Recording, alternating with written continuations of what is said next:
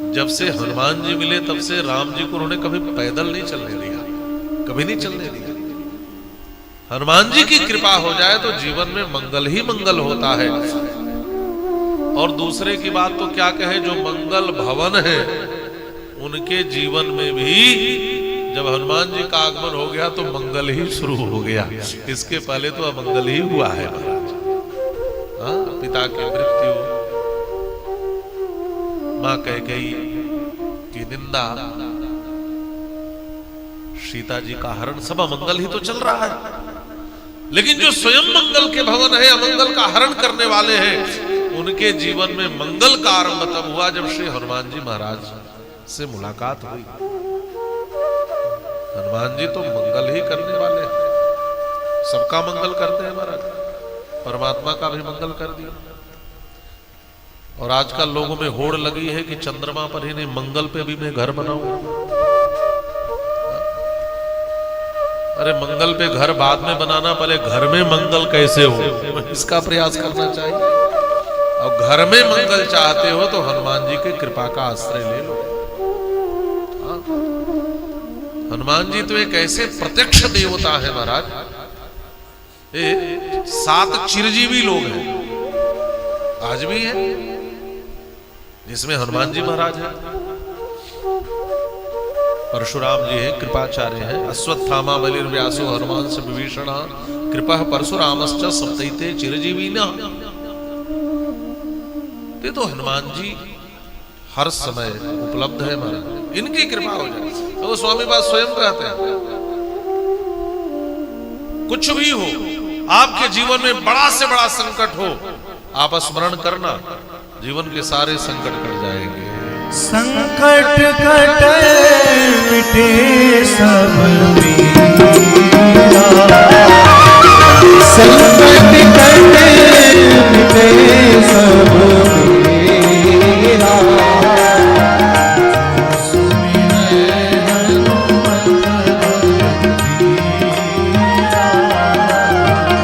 जो सुमिरे हनुमत बल।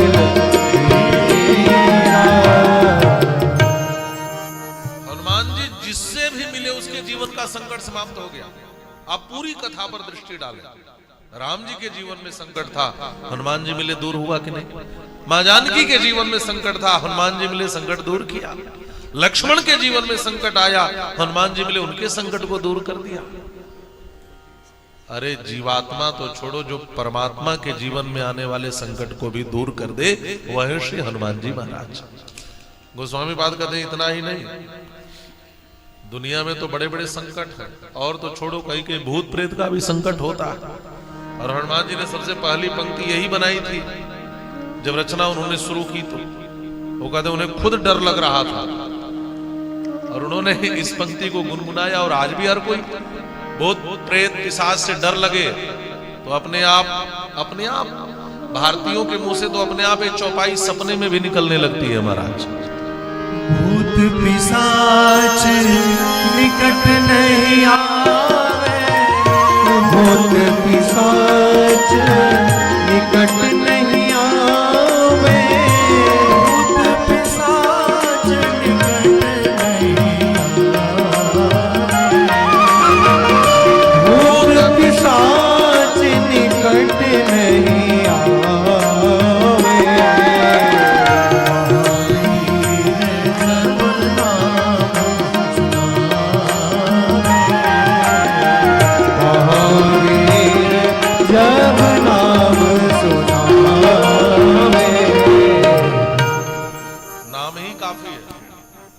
कहते हैं ना कि नाम ही काफी है, तो महावीर का नाम ही काफी है भूत पिशाच को डराने के लिए। नाम ले दो केवल, उतने से लोग कहते हैं ना कि जाके नाम बता देना, नाम ही काफी है। तो हनुमान जी का नाम ही काफी है पिशाचों के मन में भी भय पैदा करने के। और भी जीवन के बड़े बड़े संकट हैं। कहा महाराज भूत पिशाच से परेशान नहीं है, लेकिन रोग है जिसका नाश नहीं हो रहा है। गोस्वामी जी ने कहा चिंता मत करो, आ जाओ हनुमान जी के शरण में, सारे रोग भी समाप्त हो जाएंगे। नासे रोग हरे सब नासै रोग हरे सब पीरा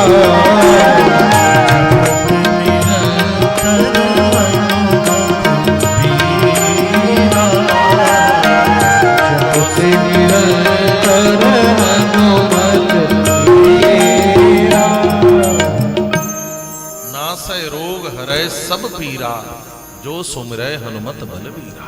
सारी पीड़ा समाप्त हो जाएगी। महाराज हनुमान जी के चरणों का आश्रय लो, और मेरा विश्वास तो है ही, मैं आपसे भी कहता हूं हनुमान जी के चरित्र को आप सुनकर देखें, ठीक से हृदयंगम करें, आपके जीवन के रोग दुख पीड़ा ही नहीं, जीवन के सारे संकट समाप्त हो जाएंगे। ये वैशिष्ट है, हनुमत चरित्र का वैशिष्ट है। बहुत से ऐसे स्थल है जहां प्रतिवर्ष हनुमान जी की कथा होती है। हाँ, हम लोग जाते थे वहां छपरा प्रतिवर्ष, आज भी बहुत वर्षों से, कहीं कहीं 75 साल से 80 साल से कथा हनुमान जी की। हनुमान जी की कृपा हो जाए तो सहज ही हमें सब कुछ मिल जाएगा, और इतना सहज देवता कोई मिलेगा नहीं, प्रत्यक्ष देवता नहीं मिलेगा। ये प्रत्यक्ष देवता है हनुमान जी महाराज। आज भी जिस पर कृपा हो जाए उसको सब कुछ मिल जाता है। तो भगवान श्री राम ऋषिमुख पर्वत के पास आए। सुग्रीव की दृष्टि राम जी पर पड़ी, और राम जी पर पड़ते ही सुग्रीव कांप गए।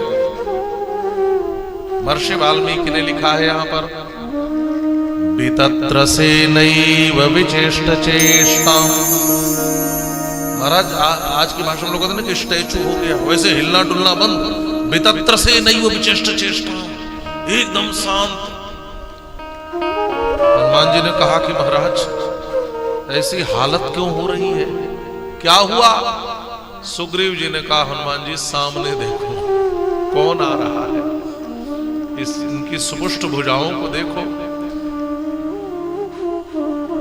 इनके विशाल कंधे को देखो, उस पर रखे हुए धनुष को देखो। यह परमवीर दिखाई दे रहे हैं। और मैं समझ गया जरूर बाली ने ही भेजा होगा। अच्छा, जिसको जिससे भय होता है महाराज, वो पहले वही आशंका व्यक्त करता। आपका भी किसी से झगड़ा हो, कुछ हो, तो पहले आप सोचेंगे कि उसी ने किया होगा। ये स्वाभाविक है, जीव की यही प्रकृति है। तो यही कहा सुग्रीव ने भी कि जरूर बाली ने भेजा होगा, क्योंकि वो तो आ नहीं सकता। तो उसने नया उपाय ढूंढा। हाँ, किसी को हायर किया है मुझे मरवाने के लिए। अब तो मैं चाहता हूं तुरंत भागूं छोड़ करके इस पर्वत को। मनुष्य का पठे बाली होई मन मेला, पठे बाली होई मन मेला, पठे बाली होई मन मेला, पठे बाली होई मन मेला। भागो तुरंत जाओ यम सेना, भागो तुरंत जाओ यम सेना, भागो तुरंत जाओ यम सेना, भागो तुरंत जाओ यम सेना।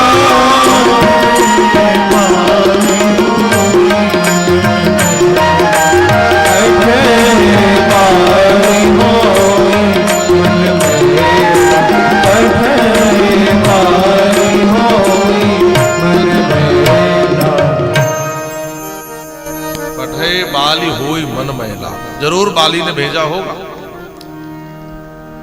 और आप लोग चिंता मत करो, मैं भागूंगा, और किसी चीज में तो नहीं, लेकिन भागने में उस समय सुग्रीव का कोई मुकाबला नहीं था हमारा। आज की तरह यदि कोई ओलंपिक जैसा खेल होता तो गोल्ड मेडल लेकर आता। उसने कहा तक बाली नहीं पकड़ पाया तो बाली के भेजे हुए लोग क्या पकड़ पाएंगे। भागूंगा। अरे बड़ा भगोड़ा है महाराज, छोटा मोटा भगोड़ा नहीं है।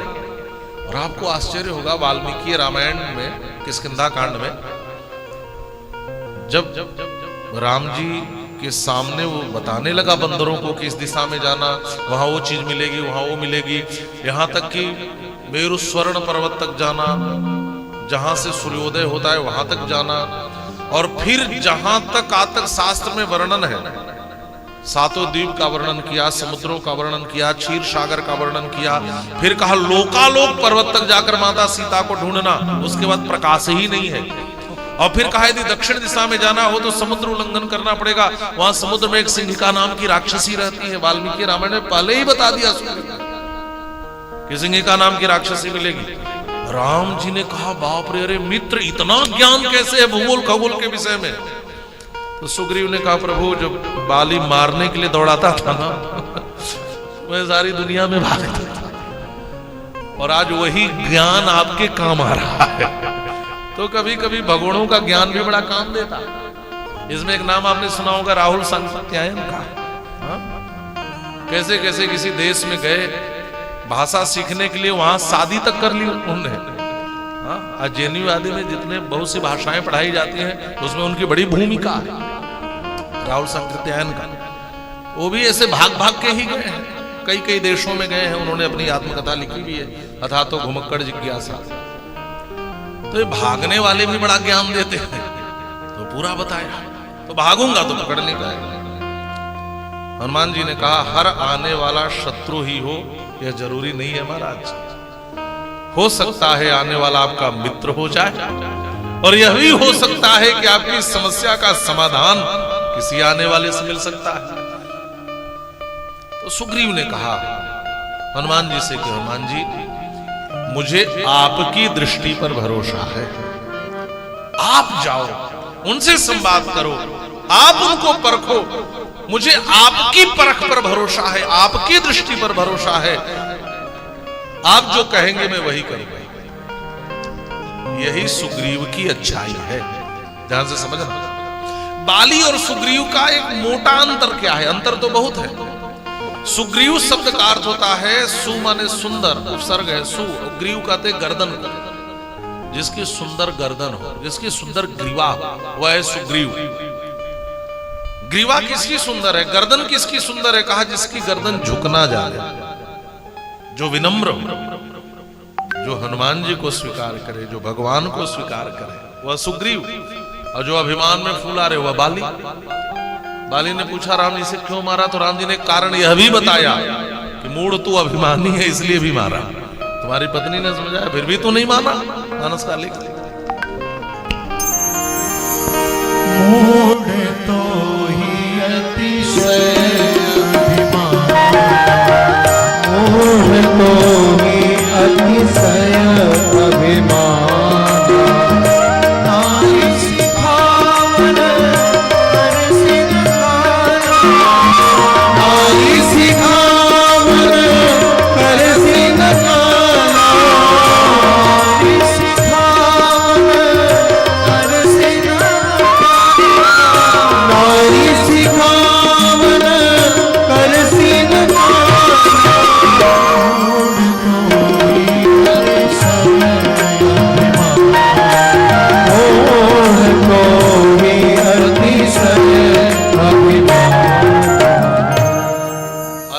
अभिमान, जो अभिमानी हो वह बाली और जो झुकना जाने वह सुग्रीव।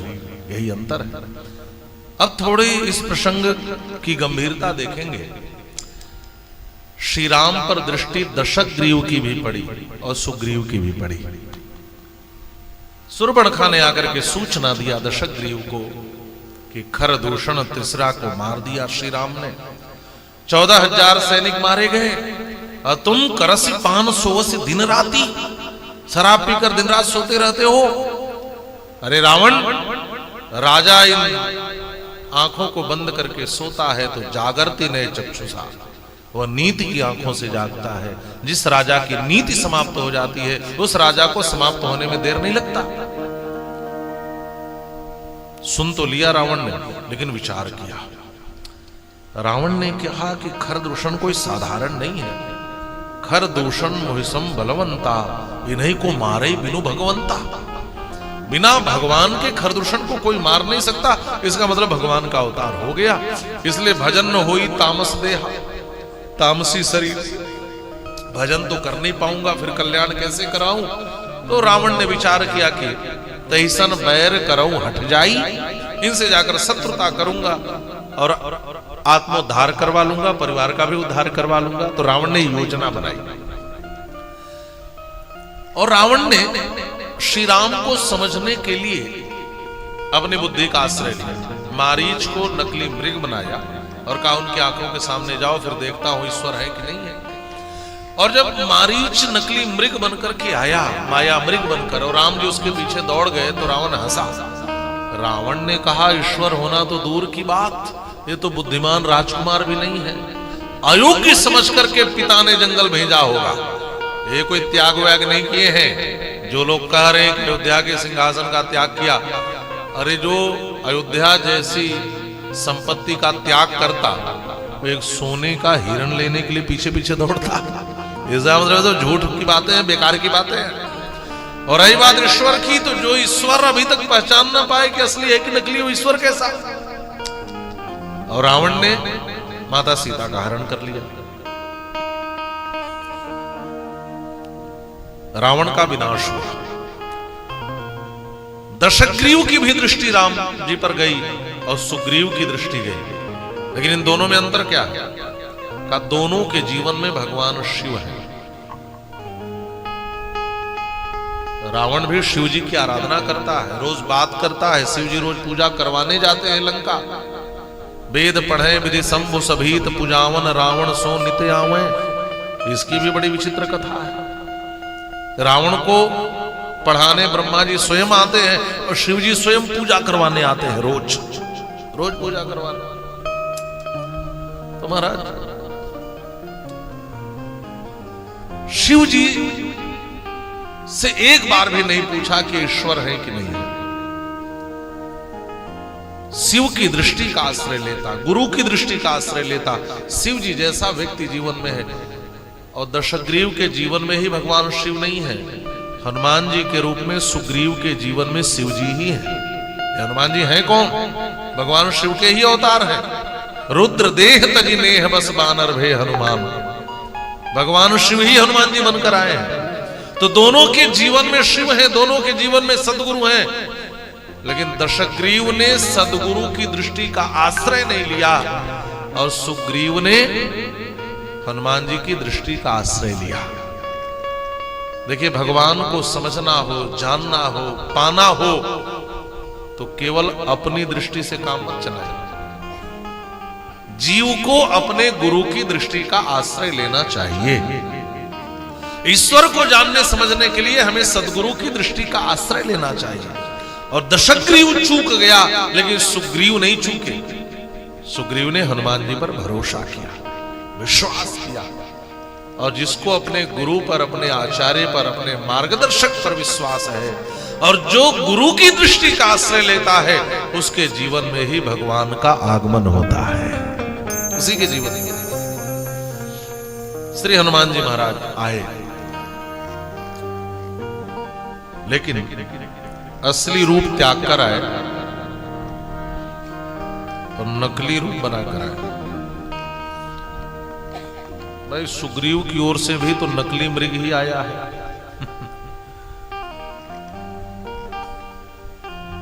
बंदर को भी शाखा मृग कहते हैं, इसलिए मैं कह रहा हूं, शाखा मृग के यश प्रभुताई, शाखा ते शाखा पे जाई।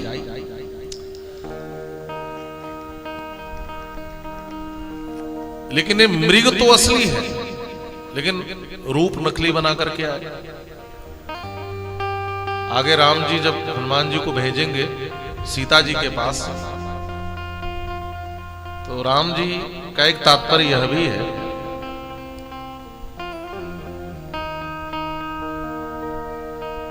कि जानकी, तुमने मुझसे मृग मांगा था, सोने का, लेकिन वो मृग मैं ला नहीं पाया क्योंकि वो नकली मृग था।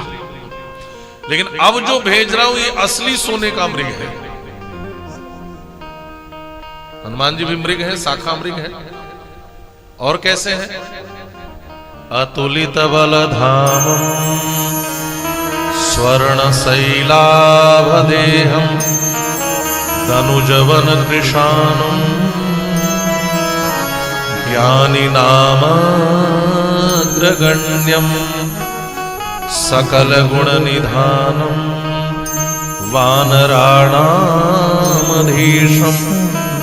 रघुपतिप्रियभक्तं वातजातं नमामि। हेम शैलाभदेहम स्वर्ण शैलाभदेहम दोनों पाठ है। तो हेम माने या स्वर्ण माने हनुमान जी का शरीर कैसा है? स्वर्ण शैलाभदेहम, हेम शैलाभदेहम, सोने के पर्वत की जो आभा होती है वो इनके शरीर की है। तो राम जी ने कहा कि वह सोने का मृग तो दे नहीं पाया, नकली निकला, लेकिन इस सोने का असली शाखा मृग भेज रहा हूं, इसको अपना बना लेना। इससे सुंदर स्वर्ण मृग मिल नहीं सकता। लेकिन हनुमान जी अभी आए तो शाखा मृग का रूप छिपा दिए। कपि रूपम परित्यज्य, बंदर का रूप त्याग करके विप्र का वेश बनाकर, ब्रह्मचारी का वेश बनाकर आए। वाल्मीकि रामायण में लिखा है क्यों बना करके आए? का इसलिए बना करके आए कि सठ बुद्धि तया कपि, बंदरों की सठ बुद्धि प्रसिद्ध है हमारे। वो कब क्या कर बैठे, किधर उछल कूद जाएं, क्या कर बैठे। तो कोई सभ्य आदमी बंदर से बात थोड़ी करेगा। और हमें इनसे बातचीत करना है तो भाई ब्राह्मण बन के जाओ, ब्रह्मचारी बन के जाओ। तो श्री हनुमान जी महाराज राम जी के पास ब्रह्मचारी बनकर, ब्राह्मण बनकर के आए। और गोस्वामी पाद लिखते हैं पास में आए और आकर के सिर झुका करके प्रणाम किया। विप्र रूप धरे कपिता विप्र रूप धरे कपिता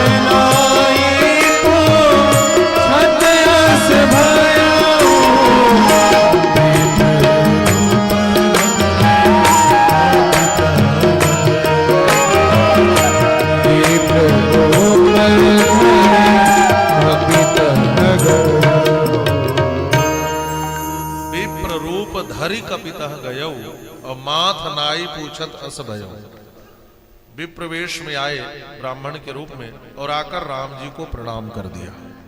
माथनाई पूछत अस भयो राघवो प्रणिपत्य च। बाद में एक बार राम जी ने धीरे से कहा, हनुमान जी आपको तो एक्टिंग करने भी नहीं आता, अभिनय करने भी नहीं आता। हनुमान जी ने कहा कैसे प्रभु? कहा आए थे ब्राह्मण बनकर विप्र रूप, और मुझे कहते भी हो क्षत्रिय रूप फिर बनवीरा। मुझे देख रहे हो मैं क्षत्रिय रूप में हूं और आप ब्राह्मण का रूप बनाकर आए हो, तो ये तो अभिनय में चूक हो गई। ब्राह्मण बनकर मुझे प्रणाम क्यों कर दिया? मैं तो क्षत्रिय रूप में था, आपको अभिनय करने नहीं आता। तो धीरे से हनुमान जी ने कहा प्रभु यदि मुझे अभिनय करने नहीं आता तो अभिनय करने तो आपको भी नहीं आता। राम जी ने पूछा कैसे? कहा जब मैं ब्राह्मण बन के आपके पास गया तो पहले आप ही ने क्यों नहीं प्रणाम किया? आपको भी प्रणाम, अरे आप क्षत्रिय रूप में थे तो मुझे ब्राह्मण रूप में पहले आपको करना चाहिए था, चूक तो आपसे भी हो गई। तो राम जी ने कहा सच कहूं हनुमान जी तो मैंने तो आपको पहचान लिया था। तो हनुमान जी ने कहा जब आपने मुझे पहचान लिया तो मैं आपको कैसे भूल सकता हूं। सच तो यह है प्रभु, न असली क्षत्रिय आप हो न असली ब्राह्मण मैं हूं। आप भी रूप बनाए हो और मैं भी रूप बनाया हूं, और ये तो अभिनय करने ही सब लोग आए हैं यहाँ पर। लेकिन हम चाहे जो जो रूप बनाकर अभिनय करें, हम जिस भी रूप में हो, यदि स्वामी सेवक को पहचान सकता है तो सेवक अपने स्वामी को कैसे भूल सकता है। मैंने भी आपको पहचान लिया।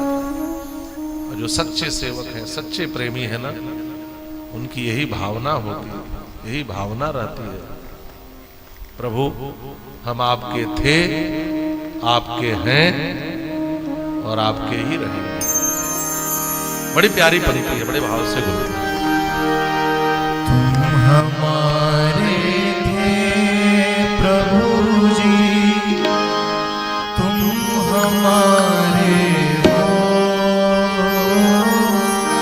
तुम हमारे रहोगे, तुम मेरे हमारे थे प्रभु जी, तुम हमारे हो,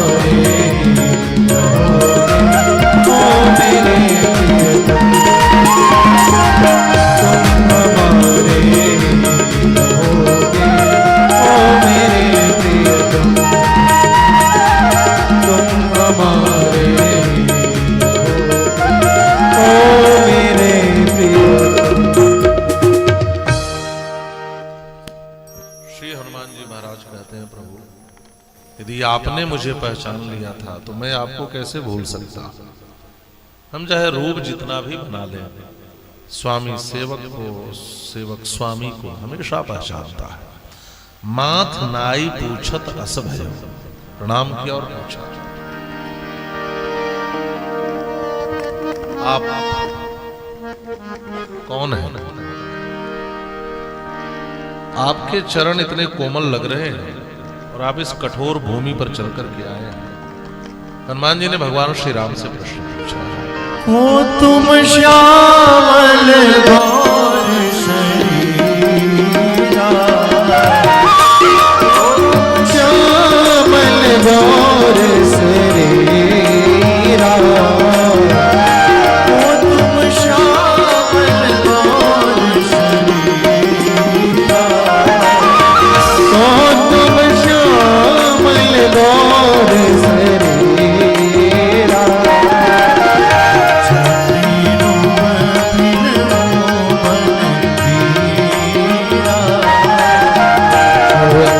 लोप फिरहु बन तेरा,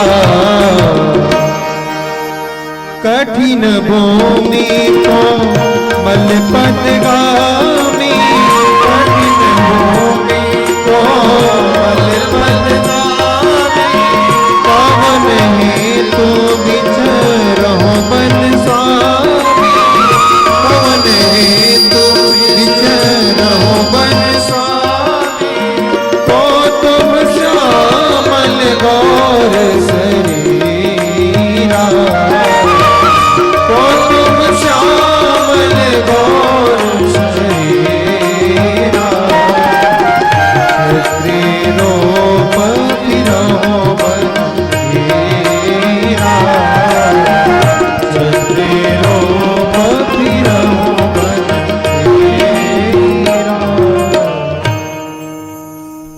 को तुम श्यामल गौर शरीरा, छत्री रूप फिरहु बन बीरा, कठिन भूमि कोमल पद गामे, कवन हेतु विचरहु बन स्वामी। अजय हनुमान जी की भाषा में बड़ी विनम्रता है, स्वामी कह करके संबोधित कर रहे हैं। हनुमान जी तो रावण को भी स्वामी कह के संबोधित करते हैं।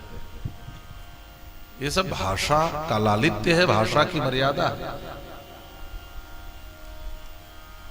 सबकर देह परम प्रिय स्वामी, मारे हु मोहि कुमारक गामी। तो हनुमान जी ने तो रावण को भी स्वामी कहा। अपनी भाषा से सबको सम्मान देते हैं। और श्रीमद् वाल्मीकि रामायण में लिखा है, हनुमान जी ने कहा सर्वभूषण भूषारहा किमर्थम न विभूषिता। सभी आभूषणों से आभूषित होने वाला आपका यह शरीर आभूषण से रहित क्यों है। अब इसी में सारी उत्प्रेक्षाएं हो गई। कठिन भूमि कोमल पदगामी, देखने में राजा लगते हो, ऐसे फिर रहे हो। प्रश्न पूछा। हनुमान जी की इस वाणी को सुनकर राम जी बड़े प्रभावित हुए। वाल्मीकि रामायण में तो बहुत प्रशंसा की। फिर से लखन भैया से कहते हैं, इधर आओ। ऐसी प्रगल्भ वाणी, ऐसी परिष्कृत वाणी, ऐसी वाग विदग्धता कभी सुना है लक्ष्मण? इस व्यक्ति की वाणी बता रही है कि इसने चारों वेदों का ठीक ठीक अध्ययन किया है। नानृग वेद विनीतस्य न यजुर्वेद धारिणः न सामवेद विदुषः शक्यमेवं विभासितुम। बिना वेद पढ़े कोई इतना सुंदर बोल नहीं सकता। अच्छा, वेद पढ़ ले और व्याकरण का ज्ञान न हो तो भी उच्चारणगत त्रुटियां तो होती ही है। लगता है इस व्यक्ति ने ठीक ठीक व्याकरण का अध्ययन किया है। वो भी व्याकरण, आज तो कोई एक व्याकरण नहीं पढ़ पाता। आज तो पाणिनीय व्याकरण पढ़ने में हालत खराब हो जाती है। और पहले तो ऐन्द्रम, चांद्रम, कास्कृष्णम, पिप्पलम, शाकटायनम, ये सब 10 प्रकार के व्याकरण है। हाँ? नूनम व्याकरणम कृष्णम अनेन बहुधा सुतम बहुव्याहरतानेन न किंचित अपशब्दितम। लगता है इस व्यक्ति ने ठीक ठीक व्याकरण का अध्ययन किया है। बिना व्याकरण का अध्ययन किए कोई इतना विशुद्ध नहीं बोल सकता। किसी की वाणी इतनी शुद्ध नहीं हो सकती। आज के लोग भले कहते हैं कि बेटा साइंस पढ़ लो, बेटा ये पढ़ो, बेटा वो पढ़ो। लेकिन पहले के लोग कहते थे बेटा ज्यादा नहीं पढ़ सकते तो थोड़ा व्याकरण जरूर पढ़ो। यद्यपि बहुनाधीशे तथापि पठपुत्र व्याकरणम। क्यों? क्योंकि स्वजनः स्वजनो मा भूत सकलम शकलम सकृत सकृत चैव। कहीं स्वजन को स्वजन मत कह देना। देखिए स तो 3 होते हैं, है ना? एक का उच्चारण दंत से करते हैं, एक का तालव्य से, एक का मूर्धा से करते हैं। तो जब छोटी स से हम स्वजन लिखते हैं तो स्व माने होता है अपना, स्वजन। और कोई जिह्वा तालु के पास ले जाकर स्वजन कह दे तो स्व माने होता है कुत्ता। स्व माने कुत्ता ही होता है ना। तो कहना है स्वजनो इधर आओ, और उच्चारण ठीक ना हो कह दे स्वजनो इधर आओ, तो अर्थ बदल जाएगा।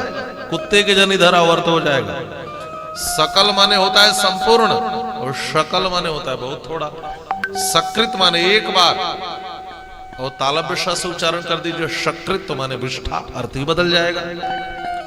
इसलिए तथापि पठपुत्र व्याकरण, थोड़ा व्याकरण जरूर पढ़ना। इस व्यक्ति ने ठीक ठीक व्याकरण का अध्ययन किया है। अच्छा, व्याकरण पढ़ ले, वेद पढ़ ले और शिक्षा शास्त्र ना पढ़े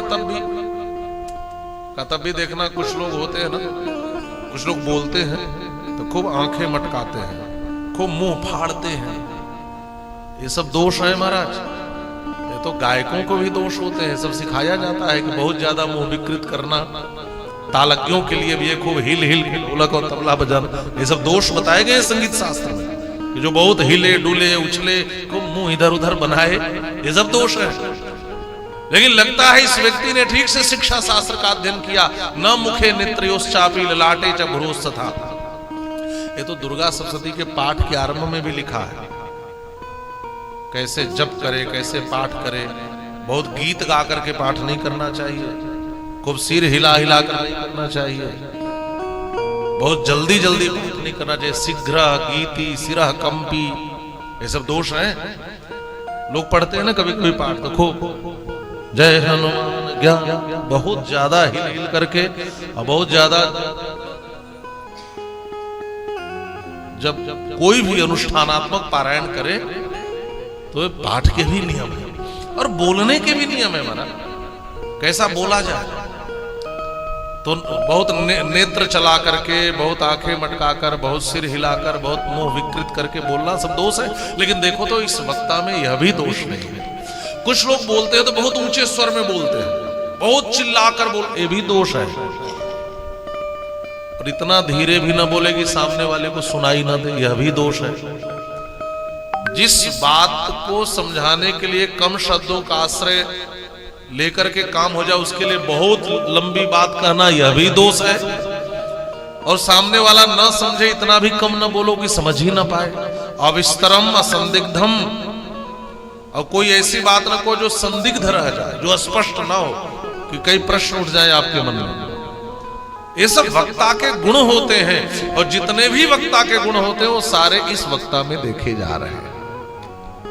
हमने ऐसी वाणी नहीं सुनी। ये हनुमान जी के वाणी के वैशिष्ट की प्रशंसा श्री राम जी कर रहे हैं वाल्मीकि रामायण में, और इनसे भी कहते हैं मुझे पता है किसके शिष्य हैं, ये भगवान सूर्य से पढ़े हैं। और सुनो लक्ष्मण, ये सूर्य से पढ़े हैं ना, तो आप भी साधारण नहीं हो, आप तो सूर्य वंश के गुरु वशिष्ठ से पढ़े हो। तो इसलिए आप भी जरा ऐसी ही वाणी की सुलक्षणता के साथ, ऐसी ही वाग विदग्धता के साथ, ऐसे ही व्याकरण के परिष्कार के साथ आप भी जरा इनसे बात करो तो, और मैं भी जरा सुनूं कि तो पढ़े लिखे विद्वान जब आपस में संवाद करते हैं तो उसका रस क्या होता है। और वाल्मीकि रामायण में ये दोनों जब बात करते हैं तो राम जी खड़े खड़ा दोनों के बातचीत का रस ले रहे हैं, आनंद ले रहे हैं। फिर जो भैया लक्ष्मण ने बात बताई है कि यह रघुनाथ है, जगत के नाथ हैं, आज अनाथ की भांति घूम रहे हैं, सुग्रीवम नाथ मिच्छति, तो इनकी भी वाणी बड़ी अद्भुत है। और सच में आप देखना, जब कोई, अच्छा कभी आप किसी को संस्कृत में संवाद करने देखना, समझ में भले ना आए लेकिन आपको अच्छा लगेगा। जो भाषा का संस्कार संस्कृत में है वो कहीं देखने को नहीं मिलेगा। उसमें उच्चारण का लालित्य, एक एक शब्दों का सुस्पष्ट उच्चारण। तो राम जी को कोई बढ़िया बोल के सुनाए तो भी अच्छा लगता है। और राम जी तो यह श्रोता बन के सुन रहे हैं, लेकिन मानस में तो राम जी स्वयं उत्तर दे रहे हैं महाराज। हनुमान जी ने पूछा आप कौन? तो राम जी ने पूछा कि पहले आप बताओ, आपको क्या लगता है कि मैं कौन हूं? आप ही तो बताओ, आपको क्या लगता है कि मैं कौन हूं? तो हनुमान जी ने कहा कि मुझे तो लगता है कि आप जगत के कारण हो। मुझे तो लगता है आप भव सागर से तारने वाले हो, और मुझे तो लगता है कि आप अवतार लेकर धरती का भार हरण करने के लिए आए हो। मुझे लगता है आप अखिल भुवन के पति हो। मेरी दृष्टि तो कहती है कि आप ये सब हो। अब आप बताओ आप कौन हो? नमस्कार। जग कारण तारण भव भंजन हरणी पाया। जग कारण तारण भव भंजन हरणी पाया। ये तुम अखिल भुवन पति हे मनुज अवतार। हे मनुज हनुमान जी ने कहा अब हमसे पूछो तो हमें तो ये लगता है कि आप जगत के कारण हो। राम जी ने हनुमान जी की पहली बात का खंडन कर दिया। कहा मैं जगत का कारण नहीं हूं, मैं तो दशरथ के कारण हूं। मैं तो दशरथ के कारण हूं, और मैं धरती का भार क्या हरण करूंगा? मैं तो खुद अयोध्या का भार हो रहा था, पिताजी ने मुझे अयोध्या से वन भेज दिया। और मैं अखिल भुवन का पति क्या होऊंगा? मैं तो एक सीता का पति नहीं हो पाया। पता नहीं यहां किसी निशाचर ने मेरी पत्नी का ही हरण कर लिया। राम जी उत्तर दे रहे, मानस का लिख रहे, कौशले दशरथ के जाए। कौशलेश दशरथ के जाए।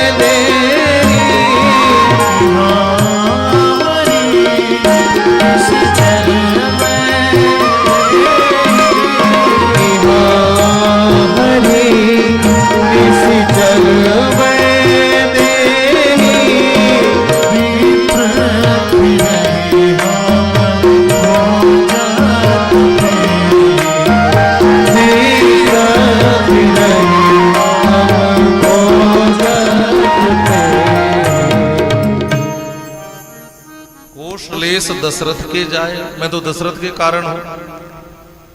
और हम पितु वचन मानी बनाए, मुझे तो खुद वन भेज दिया गया। और मैं अखिल भुवन पति क्या होऊंगा? मैं तो सीता का पति नहीं हो पाया। यहाँ हरि निश्चर वैदे ही विप्र फिर ही हम खोजते। जितनी बातें हनुमान जी ने कही, राम जी ने खंडन कर दिया। राम जी ने सोचा अब क्या करेंगे। कभी कभी ऐसी स्थिति होती है। एक विदेशी काशी घूमने आया, काशी में, वाराणसी में। तो उसने पूछा कि यहाँ की सबसे प्रसिद्ध चीज क्या है? तो एक काशीवासी ने कहा यहाँ तो सबसे प्रसिद्ध महाशमशान है मणिकर्णिका, और यहाँ की सबसे मूल्यवान चीज है भस्म, जो लोग लगा के घूमते हैं। तो गया एक दुकान पे भस्म लेने, तो उसने कहा भस्म दे दो। दुकान वाले ने भस्म दे दी। अब वो उलट पलट करके देखे, कुछ उसको दिखे ना। तो उसने कहा कि भाई साहब इस पर एक्सपायरी डेट नहीं लिखी है। तो उसने कहा कि जब कोई एक्सपायर हो जाता है तभी तो ये चीज बनती है। जो किसी के एक्सपायर होने के बाद ही बनी है उसकी क्या एक्सपायरी हो सकती है? तो इसको इस ढंग से समझना पड़ेगा कि यहां तो मैं खुद एक का पति नहीं हो पाया, तो मैं अखिल भुवन पति क्या होऊंगा? इतना सुनना था कि हनुमान जी धड़ाम से चरणों में गिर पड़े। प्रभु पहचान, चरण पकड़ लिए। तो राम जी ने धीरे से कहा, हनुमान आपने जितनी बातें कही मैंने सबका खंडन कर दिया। मैंने तो प्रकट ही नहीं होने दिया कि मैं ईश्वर हूं, मैं ब्रह्म हूं। आप यही कह रहे हो कि आप जगत के कारण हो, आप भूभार को हरने वाले हो, आप अखिल भुवन। मैंने तो सबका खंडन किया, फिर कैसे पहचाना? हनुमान जी ने कहा, प्रभु पहचान तो पहले से ही गया था, लेकिन जो घोषणा करे मैं ईश्वर हूं, ईश्वर नहीं होता है। कली पावना है ना? हाँ? भारत में पता नहीं कितने लोगों ने घोषणा की कि मैं ही भगवान हूं, बाद में जेल में पाए गए। हाँ? भगवान कहते हैं, प्यारे मैं इंसान बन के इंसान बनाने आया हूं, और इंसान या तो भगवान बनने की फिराक में है या तो शैतान बनने की फिराक में है ना?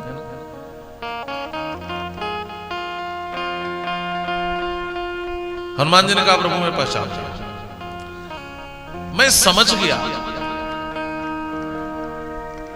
कि आप जो ब्रह्म हो ना, वह आज्ञा देने वाले ब्रह्म नहीं हो, आज्ञा मानने वाले ब्रह्म हो। और हनुमान जी असली रूप में आ गए जब पहचान लिए तो। और राम जी ने उठाया और उठा करके हृदय से लगा लिया। तो हनुमान जी ने कहा, प्रभु प्रणाम तो पहले भी किया था, उस बार उठाकर हृदय से नहीं लगाया, और अभी असली रूप में आकर प्रणाम किया तो उठा करके हृदय से लगा लिया। ब्राह्मण बना था तो हृदय से नहीं लगाया, और बंदर रूप में हो गया तो आप हृदय से लगा रहे हो।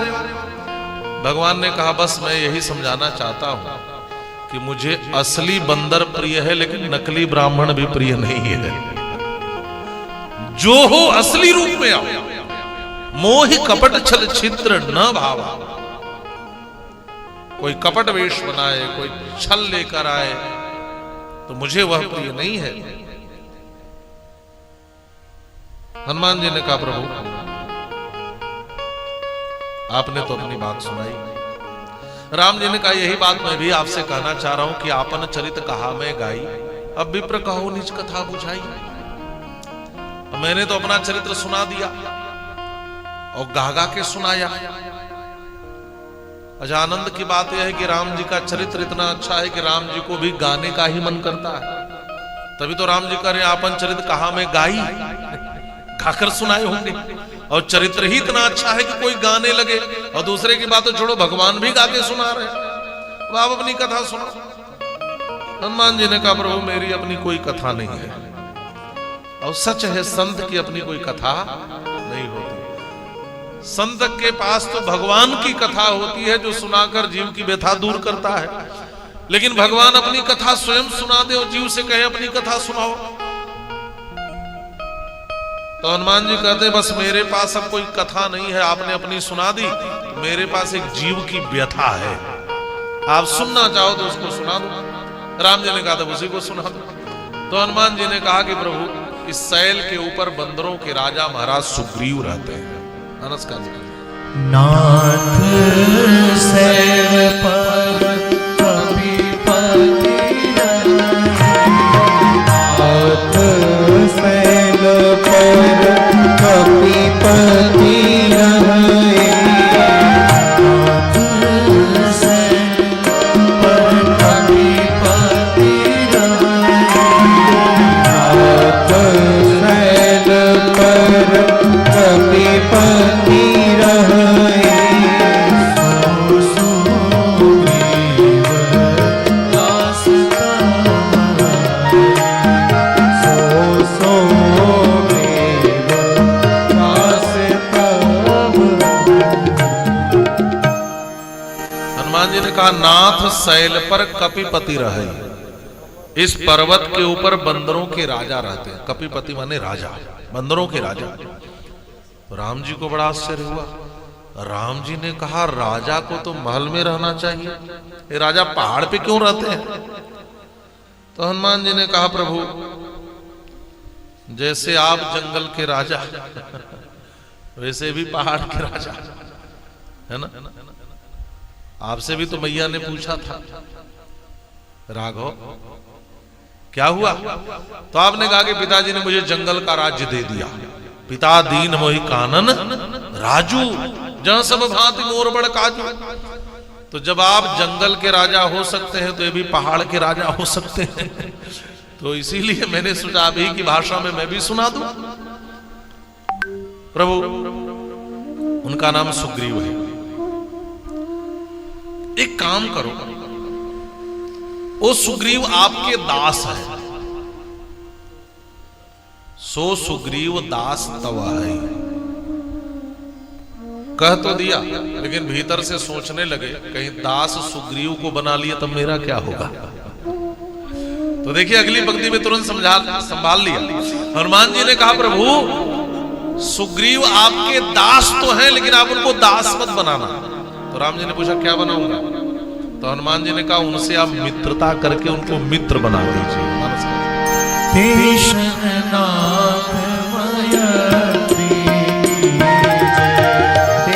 सननाथ मयत्री दीन जानी अभय करीजे, दीन जानी अभय करीजे। सननाथ मयत्री सननाथ मयत्री तेईसन नाथ मयत्री कीजिए, उनसे मित्रता कर लीजिए। तो राम जी ने धीरे से मुस्कुराकर पूछा लेकिन दास का पद तो खाली ही रह जाएगा, इसको कौन भरेगा? तब हनुमान जी ने कहा प्रभु ये दास है ना, यह दास है, दास तो आप मुझे को बनाना, उनको मित्र बना लो। राम जी ने कहा मित्र बना लो, हनुमान जी ने कहा अच्छा एक बात और है, मैं समझ गया कि जो ईश्वर है मेरे सामने ये आज्ञा मानने वाला है। जब आपने कहा हम पितु बचन मानी बन आए, इसलिए केवट ने कहा प्रभु मैं आपके रहस्य को जानता हूं, कही तुम्हारा मरम में जाना। क्या मरम जानते हो? कहा मैं जानता हूं कि आप आज्ञा देने वाले नहीं मानने वाले, इसलिए मैं भी कह रहा हूं, इसलिए मैं भी कह रहा हूं कि जो प्रभु पार यवसिगा चाहू मोहि पद पदुम पकारन कहू, कहो कि पांव धुल तो धुलाना पड़ेगा, मैं जो कर रहा हूं मानना पड़ेगा। मैं इस मर्म को जानता हूं, कहीं तुम्हारा मर्म में जाना। तो हनुमान जी ने कहा प्रभु मैं समझ गया। इसीलिए आप देखेंगे हनुमान जी ने सीधे आदेशात्मक ही है एक प्रकार से, तेईसन नाथ मैत्री कीजिए, उससे मित्रता कर लीजिए। तो राम जी ने कहा कि हनुमान जी एक बात बताओ, मित्रता करने के लिए सुग्रीव ही मिले हैं और आप बता रहे हो पूरी कथा उनकी व्यथा कि बाली भगा दिया राज्य छीन कर और पत्नी को छीन लिया, वो बेचारे खुद ही इतने दुखी हैं, पीड़ित हैं, उनसे मित्रता करके लाभ क्या मिलेगा? दो समान परिस्थिति वाले मित्रता भी कर ले तो क्या लाभ है? अरे अमीर गरीब की मित्रता हो तो अमीर से गरीब को लाभ हो जाए, अनपढ़ पढ़े लिखे की मित्रता हो तो पढ़े लिखे से अनपढ़ को लाभ हो जाए। लेकिन दो अनपढ़ मित्रता कर ले, दो गरीब मित्रता कर ले, जो दुखी मित्रता कर ले तो बैठ के रोए, लाभ क्या होगा? हनुमान जी ने कहा भैया धीरे धीरे,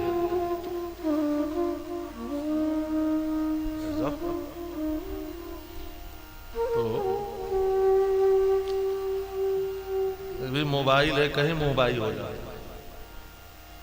ये सब यंत्र है से।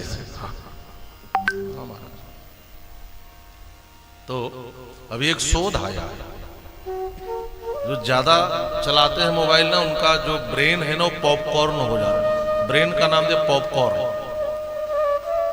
जैसे वो पॉपकॉर्न है ना फूटता रहता है फट फट फट फट, वैसे आप देखेंगे आजकल के वो कभी इंस्टाग्राम पे, कभी फेसबुक पे, कभी इधर उधर, और दिन भर जब तक चलाएंगे नहीं बेचैनी हो जाएगी। एक लड़का परेशान था, उसको भूख प्यास बुखार सब था। उसने कहा कि मैं परेशान था, मैं समझ नहीं पा रहा था क्या हो गया, दवा खाया फिर भी ठीक नहीं हुआ। फिर लगातार हमने 50-60 रील जब जाकर देखा तब मन शांत हुआ। मैं समझ गया मेरे भीतर रील की कमी हो गई थी। तो पहले ग्लूकोज की कमी होती थी और चीजों, अब रील्स की कमी हो जाती है। तो कथा कहां चल रही थी? दो समान परिस्थिति वालों में मित्रता भी हो जाए तो क्या लाभ? तो हनुमान जी ने कहा प्रभु परिस्थिति भले समान हो लेकिन मनस्थिति समान नहीं है। क्योंकि जहां आप अपने चरित्र को गाकर कह रहे हो वहां बैठ के रो रहे हैं। और ऐसा होता ही है, एक गरीब और एक फकीर की परिस्थिति तो समान ही होती है। दोनों कुटिया में रहते हैं, दोनों फूस से झोपड़ी छाके रहते हैं, दोनों जगह भौतिक संसाधनों का अभाव होता है, दोनों के यहाँ बासन बर्तन भौतिक चीजों का अभाव है, फकीर के यहाँ भी गरीब के यहाँ भी। परिस्थिति दोनों के यहाँ समान ही है, लेकिन अंतर क्या है? अंतर क्या है?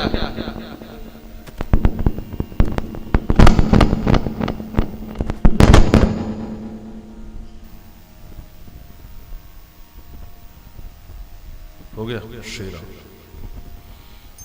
हमके कहां से विस्फोट होने लगा, तो होता है। अरे आजकल मशीनों को भी सर्दी जुकाम हो जाता है।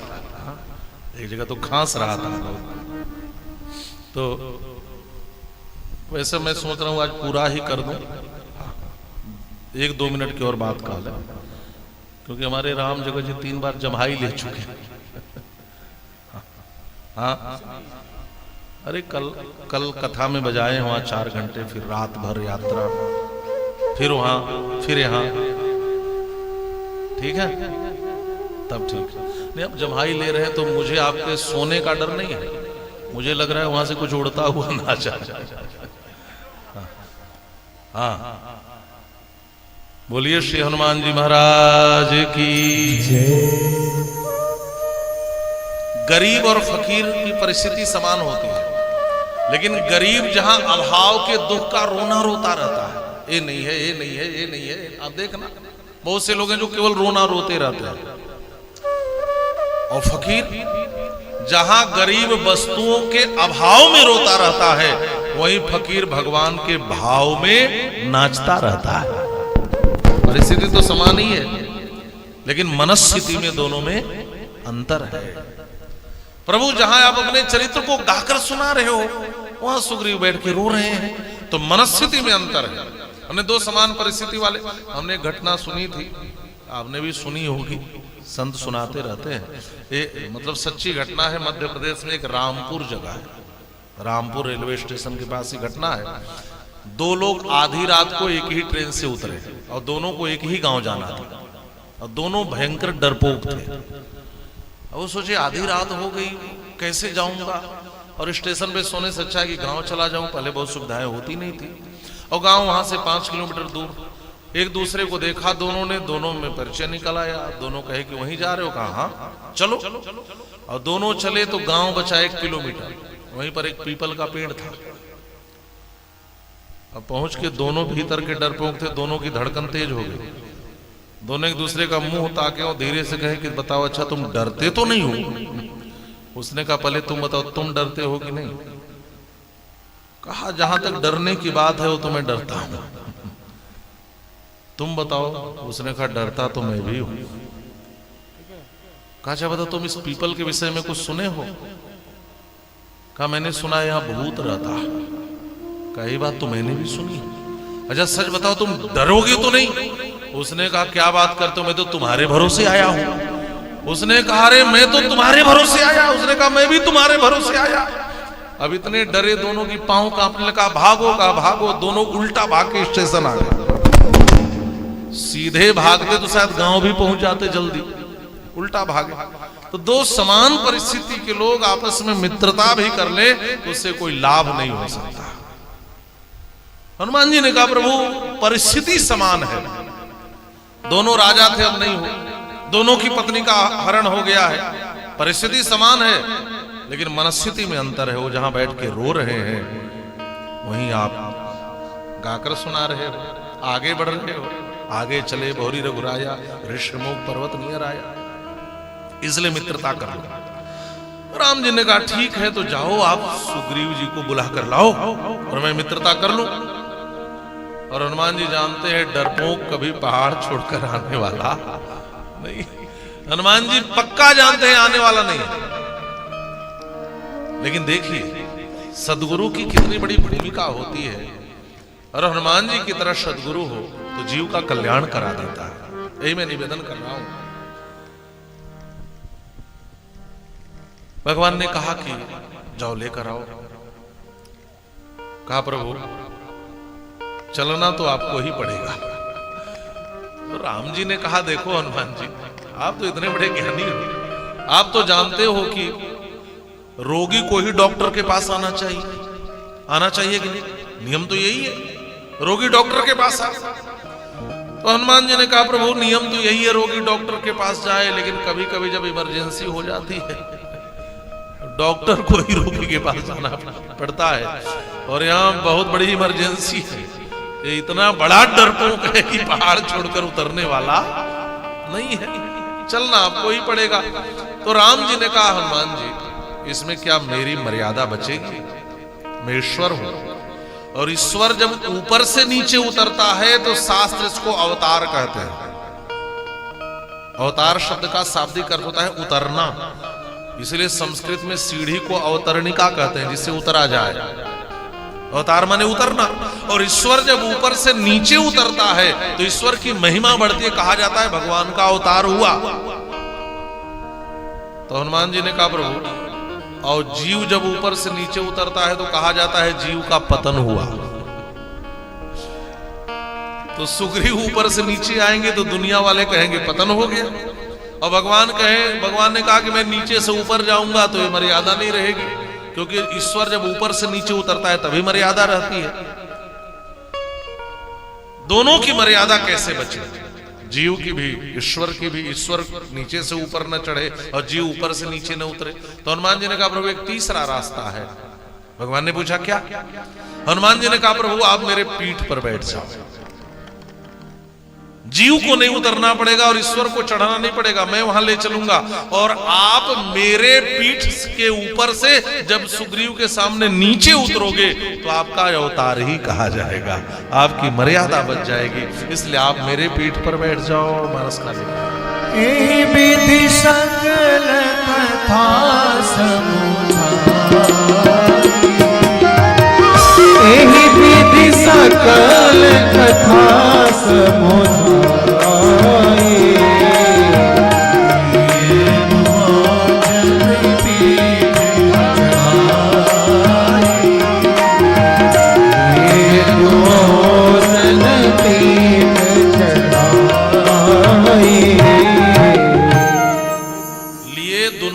पीठ चढ़ाया। एक बात और समझने वाली कि हनुमान जी ने पीठ पर बैठाया। ये सीरियल वाले दिखाते हैं कंधे पर लेकर चले, फोटो भी लोग बनाते हैं, लेकिन यहां मानसकार क्या लिखते हैं, लिए दुनौजनी पीठ चढ़ाई, पीठ पर बैठाया। और केवल श्री रामचरित मानसकार ही नहीं लिख रहे हैं, महर्षि वाल्मीकि भी लिखे हैं। पृष्ठमारोप्य तौ वीरौ जगाम कपि कुंजरः, पृष्ठमारोप्य तौ वीरौ। हनुमान जी महाराज ने राम जी को पीठ पर बैठाया। अच्छा पीठ पर क्यों बैठाया? हनुमान जी ने कहा प्रभु मैंने सुना है आप गरुड़ के पीठ पर बैठकर खूब उड़ते हो, तो मुझे पता है आपको पीठ पर बैठना अच्छा लगता है, इसलिए आप मेरे पीठ पर बैठ जाओ। पृष्ठमारोप्य तौ वीरौ, या लिए दुनौजनी पीठ चढ़ाई। प्रभु हमने यह भी सुना है कि व्यक्ति जिससे हारता है उसको पीठ दिखाता है, तो यह महावीर किसी से हार नहीं सकता, लेकिन रघुवीर से पहले ही हार जा रहा है, इसलिए आपको पहले पीठ दिखा दे रहा हूं। लिए दुनौजनी पीठ चढ़ाई।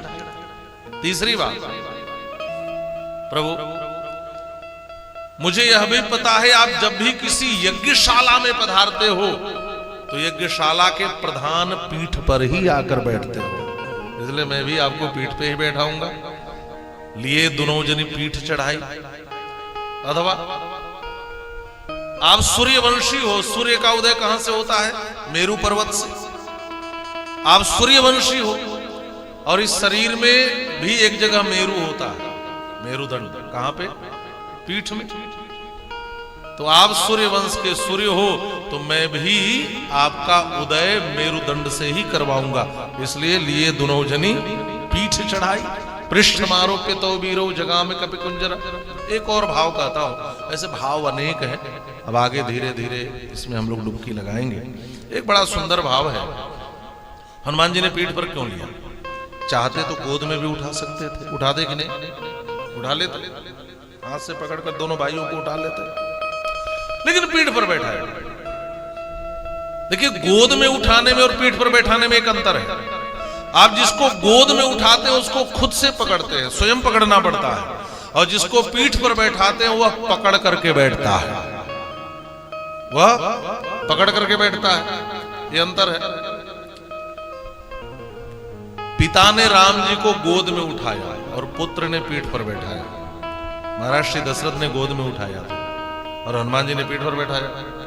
हनुमान जी का तात्पर्य है, प्रभु यदि जीव ईश्वर को पकड़ना चाहे तो पकड़ नहीं पाएगा, क्योंकि जीव की पकड़ कमजोर है। आपके पिताजी आपको पकड़ना चाहते थे, पकड़ पाए क्या?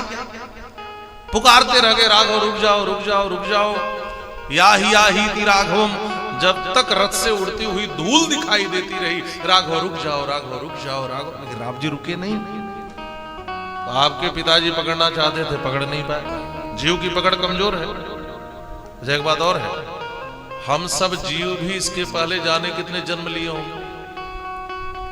शास्त्र तो कहते हैं 83,99,999 योनियों में जब हम घूम कर थक जाते हैं, तब भगवान एक बार लास्ट चांस 84,00,000वीं योनि मनुष्य जीवन देते हैं।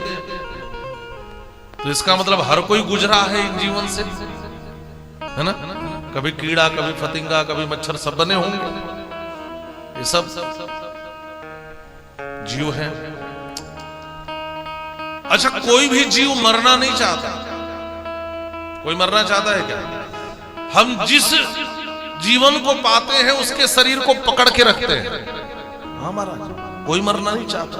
हमने घटना सुनी थी, गुरु जी थे, उनको ज्योतिष का अच्छा ज्ञान था। उन्होंने देख लिया कि अगले जन्म में मैं कीड़ा बनूंगा, फिर उसके अगला जन्म फिर मुझे मनुष्य का मिलेगा। तो उन्होंने अपने शिष्यों से कहा कि सुनो, जब मैं मरकर कीड़ा बनूं तो तुम लोग तुरंत उस कीड़े को मार देना, ताकि अगला जन्म मिले तो फिर मैं मनुष्य बन जाऊं। गुरु जी की मृत्यु हुई। शिष्य बैठे थे, कीड़ा उनकी ओर दौड़ के आ रहा था। शिष्यों ने कहा, गुरुजी गुरुजी गुरुजी मारो मारो, ताकि अगला जन्म मिले।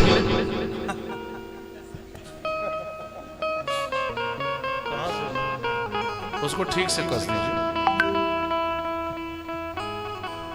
अभी ऑफ करना। ठीक, मैं भी डर गया, क्या हुआ? ठीक, यहाँ की परंपरा भी रही है, माइक जो है कभी कभी है ना, तो कभी कभी माइक झटका भी मार सकता है, उससे भी बचिए। बोलिए श्री हनुमान जी महाराज की जय। तो शिष्यों ने कहा, गुरु जी है, मारो। गुरु जी गायब हो गए, माने वो कीड़ा गायब हो गया। गुरु जी ने रात में सपना दिया और शिष्यों से कहा, मुझे मत मारना। शिष्यों ने पूछा, क्यों गुरु जी?